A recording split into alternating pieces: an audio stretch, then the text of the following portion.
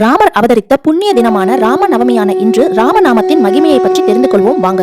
நாராயணா என்ற மந்திரத்தில் இரண்டாவது எழுத்தாகிய ராவும், நமசிவாயா என்ற மந்திரத்தின் இரண்டாவது எழுத்தாகிய மாவும் சேர்ந்ததே இந்த ராம நாமம். ஸ்ரீரங்க பெருமாள் தனது குலத்தின் குலதெய்வம். அதனாலேயே தசரதர் தன் மகனுக்கு ராமா என்ற பெயரை சூட்டினார். விஞ்ஞான ரீதியாகவும் ராமா என்ற திருமந்திரத்தின் ஒளி அதிர்வுகள் எண்ணிக்கை அதிகமாக இருக்கிறது என்று கண்டறியப்பட்டுள்ளது. ராமநாமத்தின் மகிமையை மகாபெரியவர் தன் பக்தர் ஒருவரிடம் கூறியுள்ளார். ராமா என்று மனமொழி நாம் அழைக்கும் பொழுது ராமன் இருக்கும் இடமே தனக்கு அயோத்தி என்று சீதை வருவாராம். தன் இறைவனான ராமரையும் அன்னை சீதா தேவியையும் உள்ளங்கையில் தாங்கி தன் இதயத்தை வைத்துக் கொள்ள ஹனுமன் அங்கு பிரவேசிப்பாராம். ஹனுமன் வந்தால் அவரின் அம்சமான ருத்ரன் சிவபெருமான் அங்கு வருவார். சிவபெருமான் வந்தவுடனே அவரை இணை பிரியாத பாகம் பிரியாளான அன்னை பராசக்தியும் கூடவே வருவாளாம். அன்னை தந்தை இருக்கும் இடமே தங்களுடைய இருப்பிடமான கைலாயம் என்று முருகப்பெருமானும் விநாயகப் பெருமானும் சேர்ந்தே வருவார்களாம். வைகுண்டமும் கைலாயமும் சேர்ந்தே காட்சி தரக்கூடிய அந்த சங்கர நாராயணின் தரிசனத்தை காண 33 தேவாதி தேவர்களும் வந்து இறங்குவார்களாம் அந்த இடத்துக்கு. எல்லா தெய்வங்களும் இருக்கும் இடத்தில் சகல ஐஸ்வர்யங்களும் உண்டாகும், சகல தோஷமும் விலகும். இதுவே ராமநாமத்தின் ரகசியம் என்று மகாபெரிவா கூறுகிறார். இவ்வளவு சக்தி வாய்ந்த இந்த ராமநாமத்தை நாமும் என்று சொல்லி பயன்பெறுவோம். ஸ்ரீராம ஜெயம், ஸ்ரீராம ஜெயம்.